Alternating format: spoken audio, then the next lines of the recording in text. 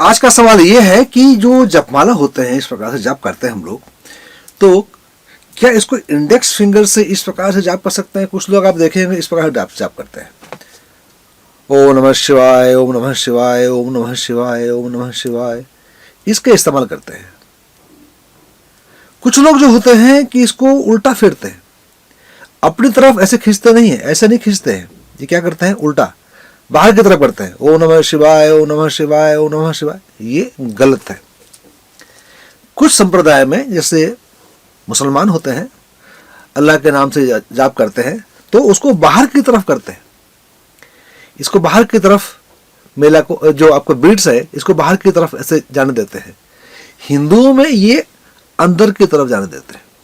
इसका भेद ये है कि हिंदू धर्म में ज़्यादा जोर जो होता है ये अंतर जगत की तरफ होता है, मुसलमान में बहिर्जगत की बातें ज़्यादा होती हैं, और वो तो निराकार को मानते हैं। बुनियादी तौर पे बहुत ज़्यादा फर्क नहीं है, हिंदुओं में भी निराकार को माना जाता है, द्वैत अद्वैत की बातें हम करते हैं। चलिए वो विषय वस्तु नहीं है डिस्कशन का, ये है कि क्या इसको इंडेक्स फिंगर से इस्तेमाल कर सकते हैं। कुछ लोग कहते हैं कि नहीं करना चाहिए, कुछ कहते हैं कि कर सकते हैं, कुछ लोग इसको इस्तेमाल करते हैं।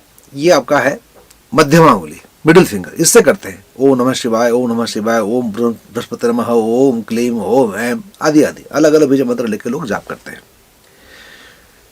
मैं कहता हूं कि इस प्रकार से जाप करें। मैं कहता हूं ये दोनों फिंगर को इस्तेमाल ना करें, इस प्रकार से जाप करें। लेकिन मैं ऐसा क्यों कहता हूं? मैं कहता हूं कि इस प्रकार से जाप करें, ओम नमः शिवाय, ओम बृहस्पति नमः, इसको इस्तेमाल नहीं करने की बात करता हूं। मैं ऐसा क्यों बोलता हूं, खल समझाता हूं। देखिए ये जो उंगली आपका है, जब ऐसे करते हैं तो हम ये तीनों उंगलियों को इस्तेमाल करने की मैं सलाह देता हूं आपको। मैं क्यों देता हूं? ये आपका है अग्नि तत्व। आप टीका लगाते हैं इस प्रकार से, तो थर्ड आई को प्रज्वलित करने के लिए, जान देने के लिए, ऊर्जा देने के लिए ये होती है। किसी को जलाने के लिए, ठेंगा दिखाने के लिए, बोलते हैं कि ठेंगा दिखाता है इस प्रकार से, है ना। तो ये अग्नि वाला प्रतीक है, ये जल का प्रतीक है, जल तत्व वाला है, और ये पृथ्वी तत्व वाला है। मैं कहता हूं कि पृथ्वी, जल और अग्नि, इससे हमारा सब काम चलता है। मतलब जो मेटेरियलिस्टिक गेन की बातें करते हैं, सांसारिक धर्म निभाने के लिए चले हुए हैं, हमको इस प्रकार का इस्तेमाल करना चाहिए।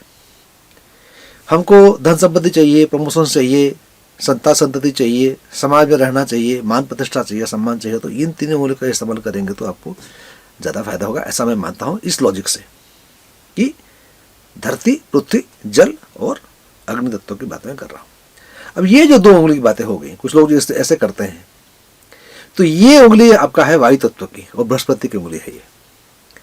यदि आप ज्ञान की पिपासु हैं, मेटेरियलिस्टिक वर्ल्ड से कोई मतलब आपको नहीं है, ज्ञान चाहिए, नॉलेज चाहिए, अब नमः शिवाय, आप शिव में रत हो जाना चाहते हैं, तो इसका इस्तेमाल आप कर सकते हैं, या इसका भी कर सकते हैं। ये और खतरनाक है क्योंकि ये इथर है, ये तो वायु तत्व है, ये आकाश तत्व है, शनि का प्रतीक है ये। आकाश तत्व मतलब समझ से परे। आप जानते हैं कि जो हम पंच तत्व की बातें करते हैं और ज्योतिष शास्त्र में जो निकलता है कि कौन सा तत्व आप में प्रधान है, कुछ लोगों का अग्नि तत्व प्रधान होता है तो गुस्सा ज्यादा आता है, पृथ्वी तत्व प्रधान होने से वो एक ही बात पे अटक जाते हैं, जल तत्व वाले मिक्स हो जाते हैं लोगों से, एमेनेबल होते हैं, और वायु तत्व वालों का मन यहाँ वहां उड़ता रहता है, लेकिन हृदय बहुत विशाल होता है, दयावान होते हैं। आकाश तत्व वालों को समझना बहुत मुश्किल होता है क्योंकि ये समझ से परे है। आप जानते हैं कि जो आकाश तत्व है, इथर तत्व है, यही पूरे ब्रह्मांड को अपने में समाया हुआ है। ये आपका कहते हैं कि वायु, अग्नि, जल, पृथ्वी, ये एग्जिस्ट कैसे करेंगे? कोई चीज को एग्जिस्ट करने के लिए स्थान चाहिए ना। यदि मैं कमरे में खड़ा हुआ हूं, ये कमरे में खड़ा होने के लिए आकाश तत्व होना जरूरी है। ये खालीपन है तभी मैं यहाँ खड़ा हो पा रहा हूँ। यदि यहाँ सब कुछ भरा हुआ होता, जगह नहीं होती यहाँ, मानो कि यहाँ 500 लोग खड़े हुए होते, मैं घुस सकता हूँ अंदर? नहीं घुस सकता हूँ। मुझे खालीपन चाहिए, खालीपन ही आकाश तत्व है, और खालीपन को समझना बहुत मुश्किल है। तो इसमें जो जाप करते हैं, ये भी बहुत ही आध्यात्मिक या स्पिरिचुअल मार्ग में बहुत ज़्यादा गति किए हुए लोग इसमें कर सकते हैं। लेकिन आप साधारण इंसान हैं, सांसारिक हैं, मेटेरियलिस्टिक गेन के लिए रुद्राक्ष धारण करते हैं, जाप करते हैं, तो आपको इन तीनों उंगलियों का इस्तेमाल करना चाहिए, ऐसा मैं मानता हूँ। यदि आप मुझसे सहमत हैं तो सब्सक्राइब कीजिएगा, और दोस्तों को, यारों को, मित्रों को इसको शेयर भी कीजिएगा।